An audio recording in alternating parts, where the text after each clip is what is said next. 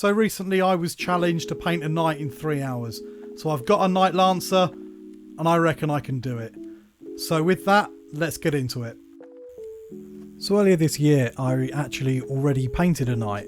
Now this is a Knight Acheron and it's very similar to the Lancer that I'm going to be working on today. So one of the things I wasn't happy with was the yellow, and that's the first thing that we're going to work on today. So in order to get a nice yellow build up from this, we're actually going to start with a base coat of brown rather than the Chaos Black that everything's been base coated now. So I'm just going to quickly base coat everything. Now this is a Reaper kind of dark reddish brown, but anything will do for this. Rhinox hide will work really quite well, Mournfang brown will work well, but I'm going to put a couple of coats on here just to build up that nice brown colour before we do our zenithal.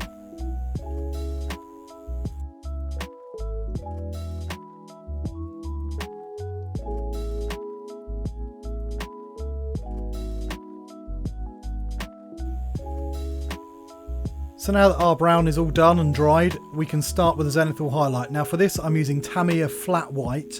This is a great paint for doing this kind of thing because you can thin it down really heavily and still get a fantastic finish.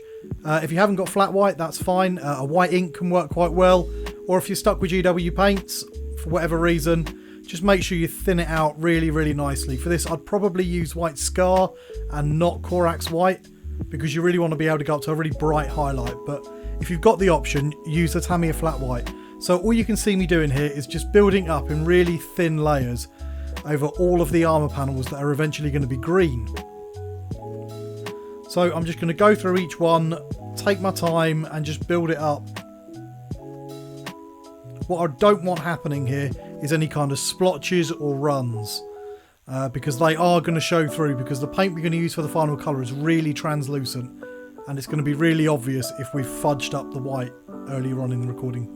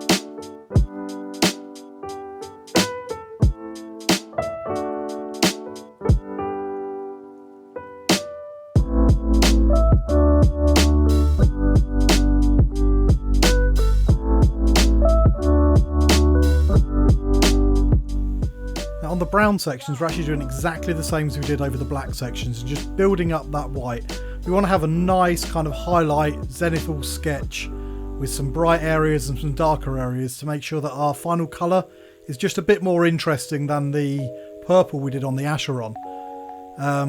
It's important to use the white over the brown because we're going to be painting it yellow eventually and we do want it to go down nicely.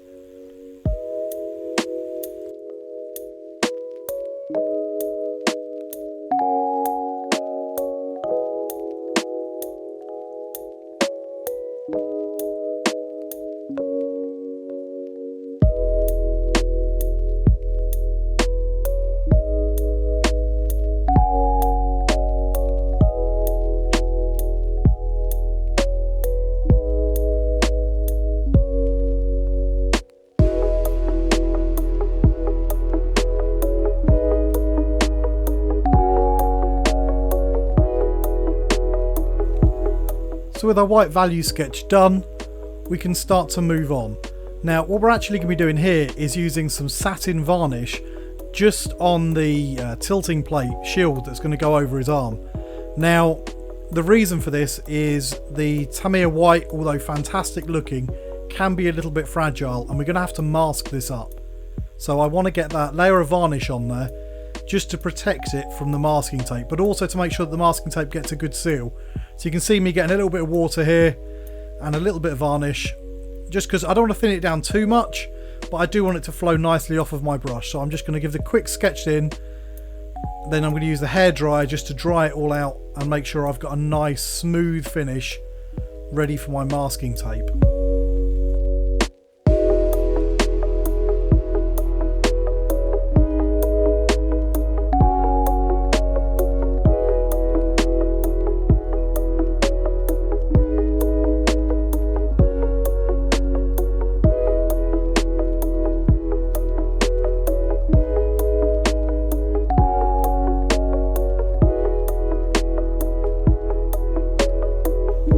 So varnishing done, it's time for the tape.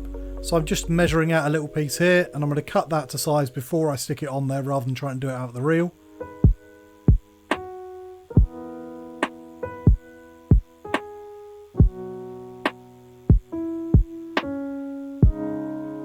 Now it's important with this to try and get a really smooth finish. Any wrinkles or bubbles are going to let the paint in, especially as the paint we're using is very, very flowy.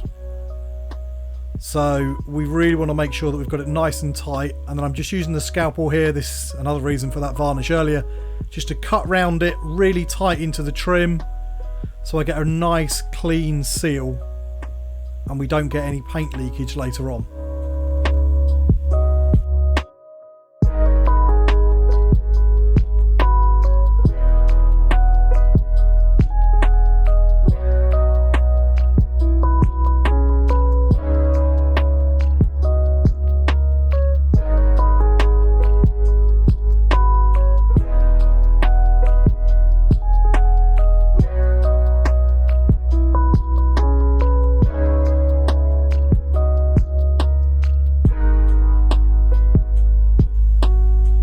Now that we're all masked up, it's time to do the main colour for our armour. Now for this I'm using Dark Angel's Green contrast paint.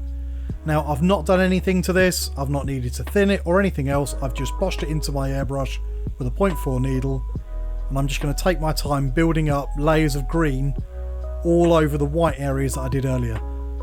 Now what I'm trying to do here is build up lots of thin layers rather than being too heavy handed. If you're too heavy handed, the contrast paint's going to do what contrast paint does, and it's going to start to try and move around on the model. We're going to end up with a really blotchy finish that we don't want. We want to have a lovely, smooth, flat green with just the value sketch from underneath, giving it a little bit of definition and giving it a little bit of interest. So we just take our time, work around each one of these parts, just spraying it green, letting it dry, come back, maybe do another coat or two till I'm happy with the finish that we've got.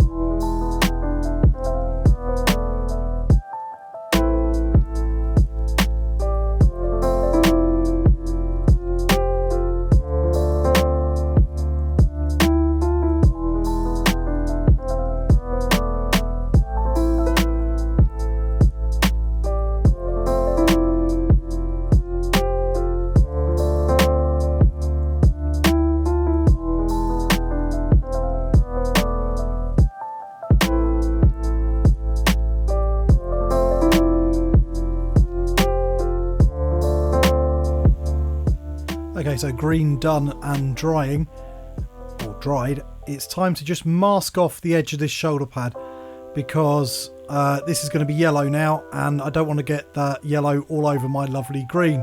So this is Chimera yellow.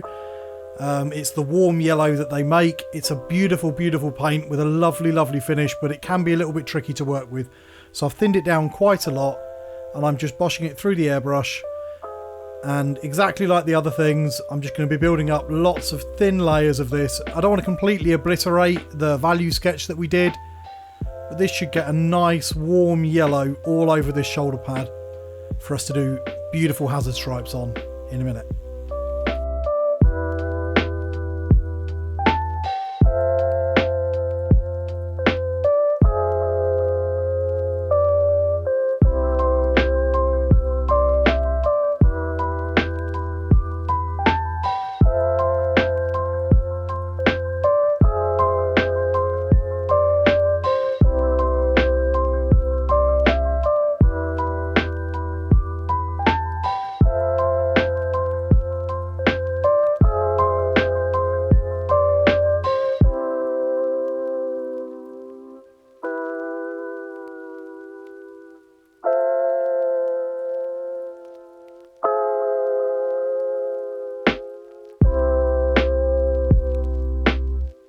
So 3 or 4 coats later, and out with the hairdryer, and I've got a yellow that I really, really like.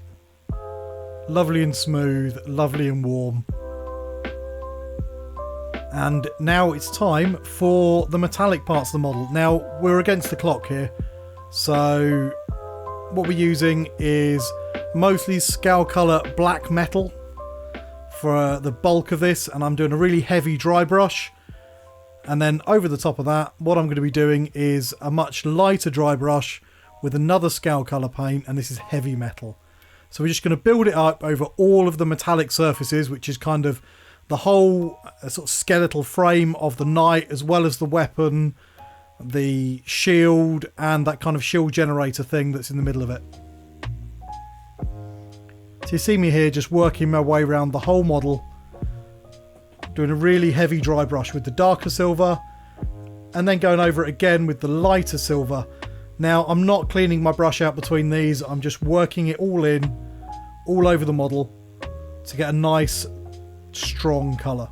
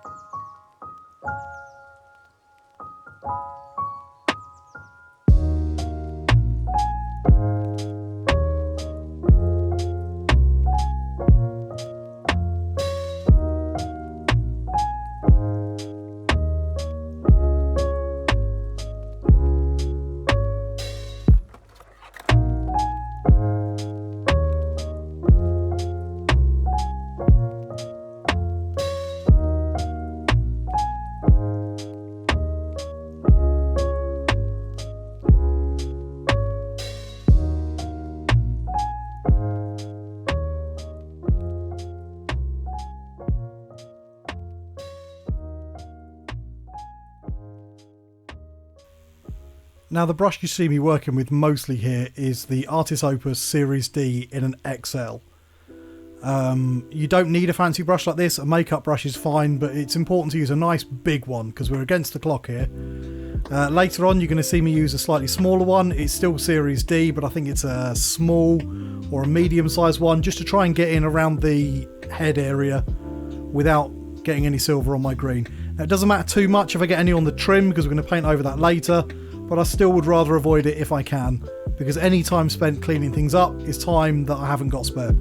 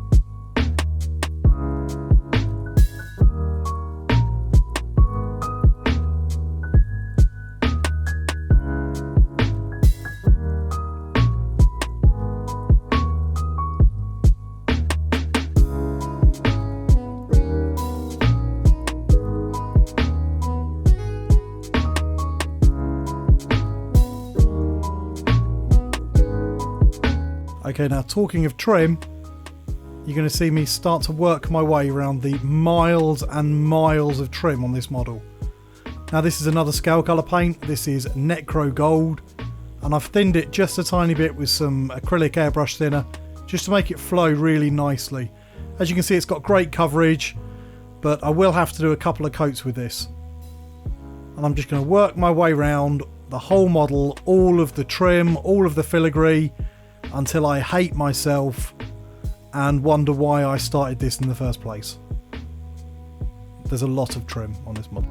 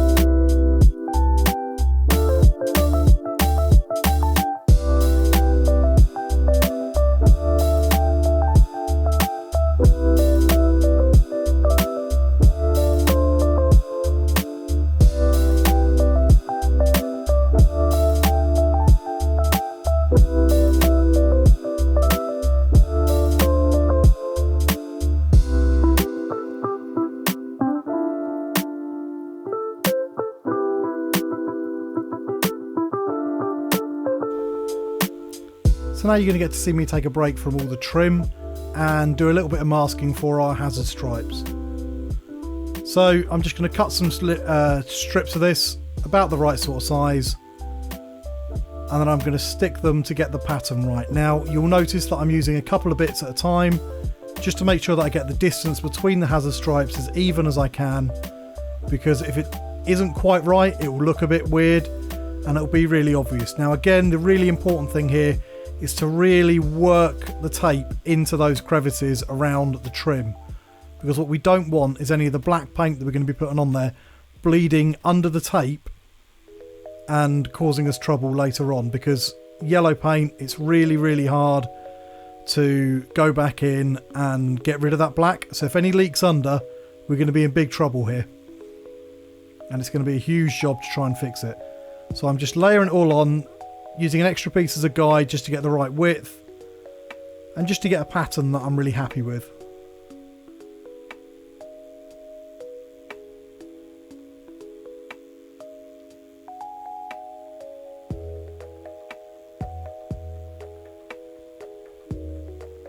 You see me using the scalpel just to press it right into the corners and just trim off any excess paint.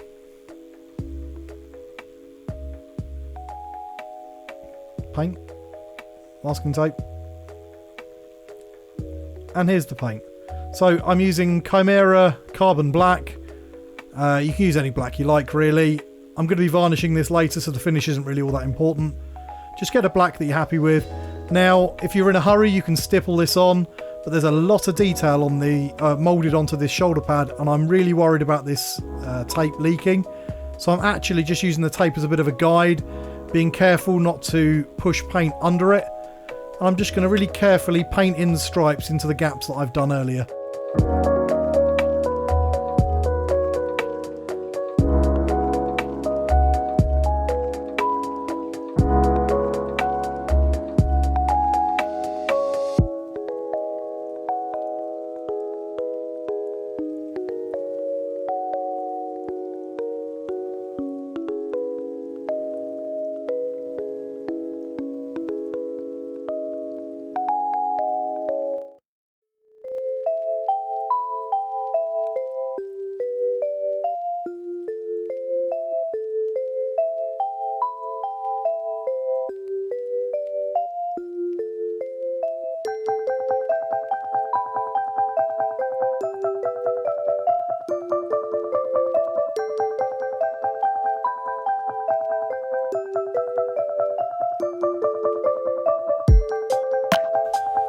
So while I'm waiting for that to dry, I might as well get done with the red stripe on the tilting plate. So you saw me earlier take off the masking tape. We were really lucky and we got a nice finish. So here, what I'm going to do is I'm just going to paint this in using a nice strong red. Now I want something with an awful lot of pigment in it, because I don't want to be doing loads of coats because I'm going to be making mistakes here. And I also want something that's a really saturated colour. So I've used Chimera the Red for this, but you just want to use a nice strong colour. So you could use something like Mephiston Red or Evil Sun Scarlet. I think might look a little bit nicer, but you want something that's a really saturated red. So I'm just going to take my time here and just fill in this red stripe. I want it to look quite flat, but I want it to look quite bright. So I'm not going to do anything fancy with it. I'm just going to paint it in, a couple of coats, until I get a nice strong colour that I'm happy with.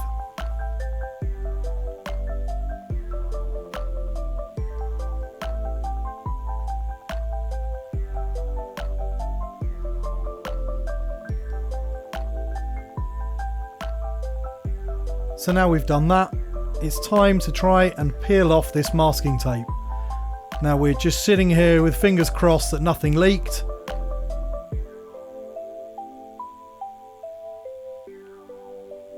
And with this one, we got it just right. We've got no real leakages to worry about. And that means that we can carry on with the never-ending task of painting gold trim. So back to the Necro Gold, a little bit thinner, and just working on the trim.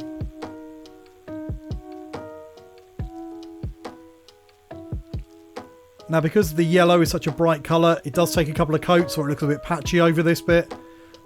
But you can see I haven't bothered to paint it black or anything. I'm just using a couple of coats.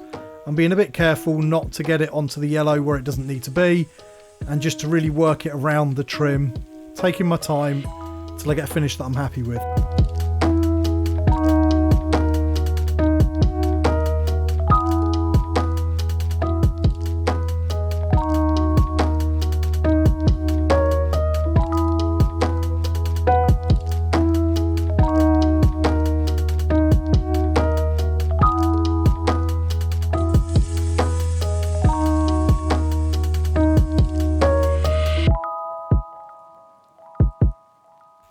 So finally the gold trim is done and I can start to assemble the model.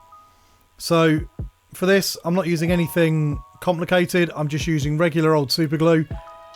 I don't like using the gel super glue for this sort of thing because a lot of these parts almost click into place, and if you use the gel you can really sort of bulge out and you can get some quite ugly lumps of glue that you've then got to try and deal with.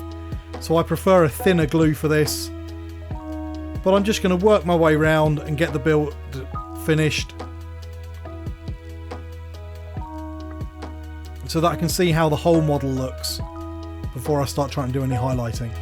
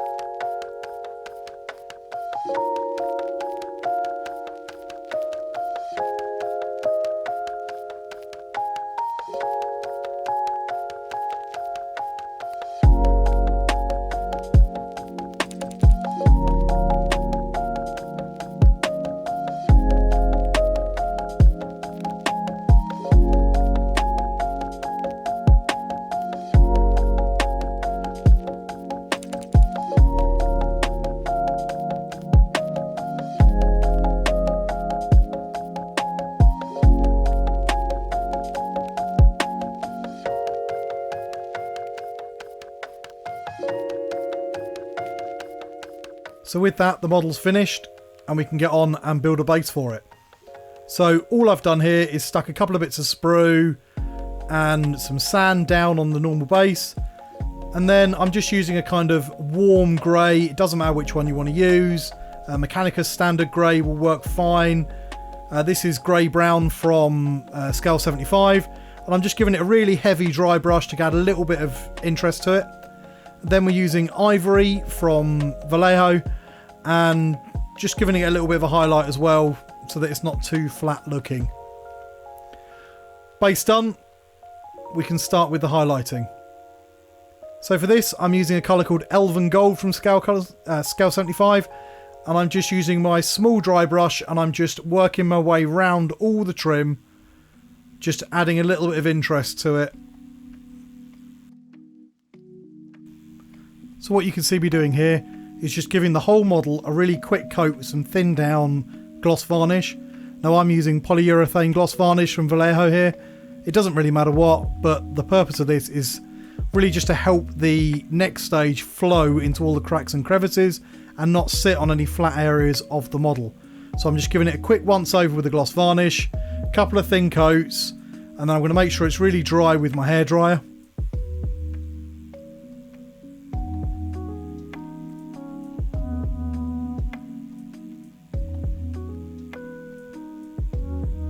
Now that's done, it's time for an oil wash. So I'm using Lamp Black here. It doesn't matter which brand you're using, and some odourless mineral spirits. And I'm just thinning this down to make a nice wash. Now I really enjoy this stage because you can just see the whole thing take shape. So I've made my wash up, and then I'm going to use this to go around the whole model. All the panel lines, as well as all of the metallic areas, and just build a lot of definition into this because it looks a little bit flat at the moment. Now this stage doesn't take too long and it makes a huge difference. So we're still under budget at the moment. We're in our last kind of hour of work that we've got available to us. But this won't take us very long at all, and it'll have such a big impact that we need to do it.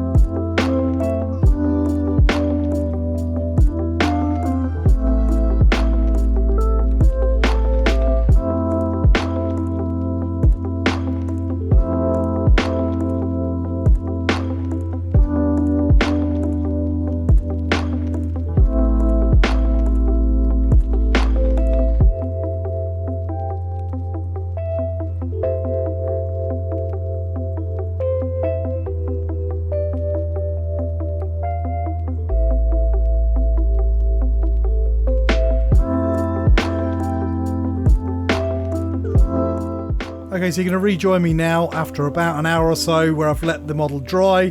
I've quickly gone over it with the hairdryer, and now what I'm doing is, on all those metallic parts, I'm just using a bit of kitchen paper with a tiny bit of mineral spirits on there, just to kind of clean off any areas that I don't want that oil on, and just to brighten up and kind of polish the metallics. Now this is going to give them a lot more definition, and it's going to make them really pop, even though it's just such a quick stage. So, on to our final finish now for most of the model, and now this is a satin varnish. Now for this I'm using AK's satin varnish, and I'm just building it up, nice thin layers. This is going to be the final finish that we're going to want for this model. Now I'm filling in all the little lenses. Now I'm a big fan of Blood for the Blood God, and the gem paints that Games Workshop do for doing this. I've just painted them in the metallics first, and then I've gone in there with my gem paints. And now I'm working on the base, and I'm just slapping on, because we're really against the clock now. I've got about 10 minutes left to finish this. I'm just slapping on Valhallan Blizzard onto that base, just build up a little bit of snow. Now, I'm trying to be random with it to make it look a little bit like patchy snow over an urban environment, but I'm also trying to pay attention to where the snow would naturally fall. So in nooks and crevices, against those runners that I've left in there, just to make it look a bit more realistic. And with that, we're just about done.